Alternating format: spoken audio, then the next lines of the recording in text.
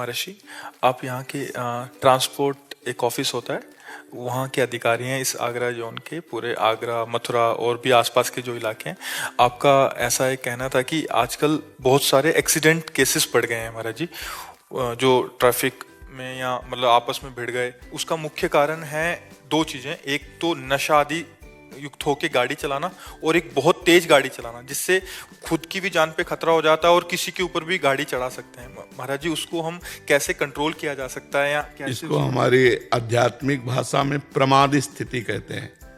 प्रमाद स्थिति, प्रमाद स्थिति एक तमोगुण से आती है और एक शराब पीने से आती है, गांजा पीने से आती है। असावधान स्थिति अगर हम ड्राइवर हो करके करेंगे तो हमें अपनी जान की बात नहीं, कईयों की जान चली जाएगी। हमें लगता है कि जितने ड्राइवर जन सोचते हैं कि हम शराब पी करके सफलतापूर्वक, ये बहुत बड़ी गलत उनकी धारणा है। मान लो उनको जहाँ जाना है उस लक्ष्य तक पहुँचने के लिए हमें बुद्धि प्रवीण चाहिए। जरा सा हमारा चूक होने में न जाने कितने लोगों की जान जा सकती है। हमारी तो जा सकती है, अब बड़ी गाड़ी है, ट्रक है, जरा सा बहक गई तो कई गाड़ियों को नुकसान पहुंच सकता है, कई व्यक्तियों की जान चली ही जाती है। अब जैसे शराब पिए हैं, फिल्मी गाना चल रहा है और रफ्तार से गाड़ी चला रहे हैं और अचानक उनको कंट्रोल करना पड़ा, तो इतनी रफ्तार से गाड़ी चला रहे कि कंट्रोल कर ही नहीं पाए, खुद मर गए और दूसरों को मार दिया। तो वैसे हमारी सबसे प्रार्थना है कि शराब पीना, गांजा पीना ये एकदम आपके लिए हानिकारक है, एकदम। ना स्वास्थ्य के लिए ये कहीं भी आपको सुख देने वाली है, ना बुद्धि को पवित्र करने वाली है, और ना ये आपको धन को संचय कराने वाली। इसमें धन का नाश, बुद्धि का नाश, स्वास्थ्य का नाश, और जरा सी चूक हो गई तो औरों के जीवन का भी नाश ये कर देती है। तो हमारी प्रार्थना है जो भी गाड़ी चलावें, चाहे वो अपने रिश्ते नातेदारी जा रहे हों या बड़े बड़े ट्रक आदि के ड्राइवर हों, पहली बात तो शराब मत पिए, कोई नशा मत कीजिए। और दूसरी बात, 5 मिनट का अंतर पड़ता है।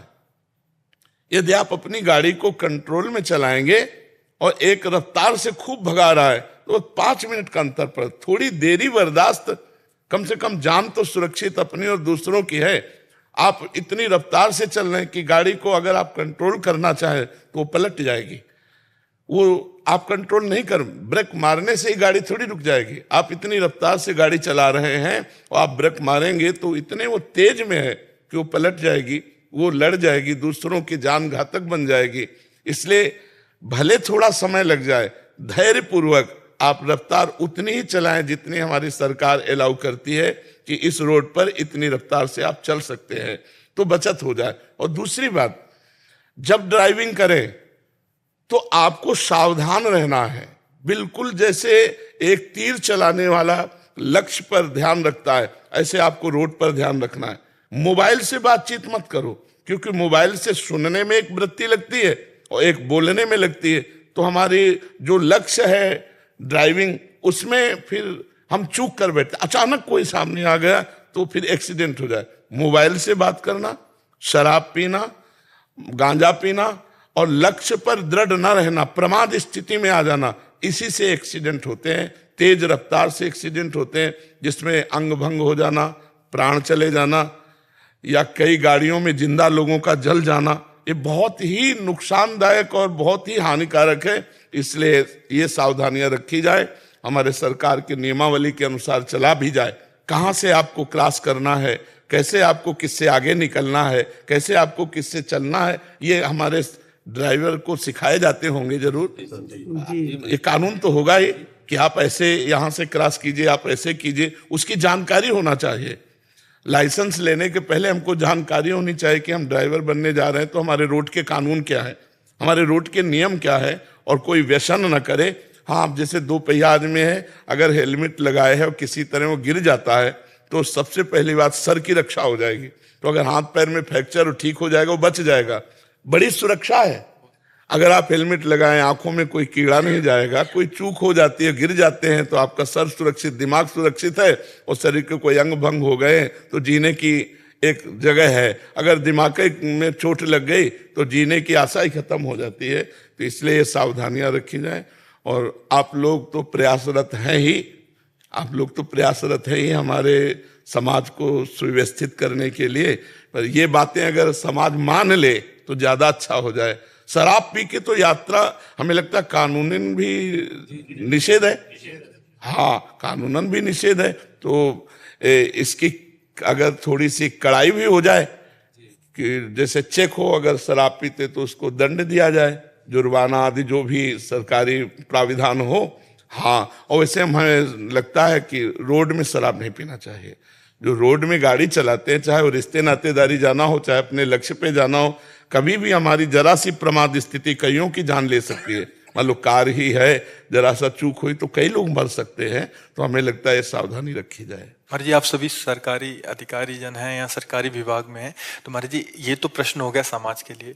एक प्रश्न महाराज जी, ये क्या किन किन चीजों का ध्यान रखें जिससे ये धर्म पूर्वक भगवत प्राप्ति और इस जीवन के मनुष्य जीवन का भी हमारे शास्त्र ही इसके साक्षी हैं कि किस तरह से हमें चलना चाहिए। तो सबसे पहली बात, हमें भय और प्रलोभन से, अपने धर्म से च्युत नहीं होना चाहिए। किसी भी प्रलोभन में आकर हम अपने अधिकार का दुरुपयोग न करें। हमारी वीडियो अच्छी लगी किसी हो भी और भय हमारे से चैनल आकर को लाइक अपने शेयर अधिकार का सब्सक्राइब दुरुपयोग जरूर न करें। करें। धन्यवाद। अगर हम गृहस्थ में हैं तो हम अपनी पत्नी के सिवा किसी दूसरी स्त्री की तरफ काम भाव से ना देखें। जो हमें सरकारी पेमेंट मिलती है हम उसी से जीना सीखें।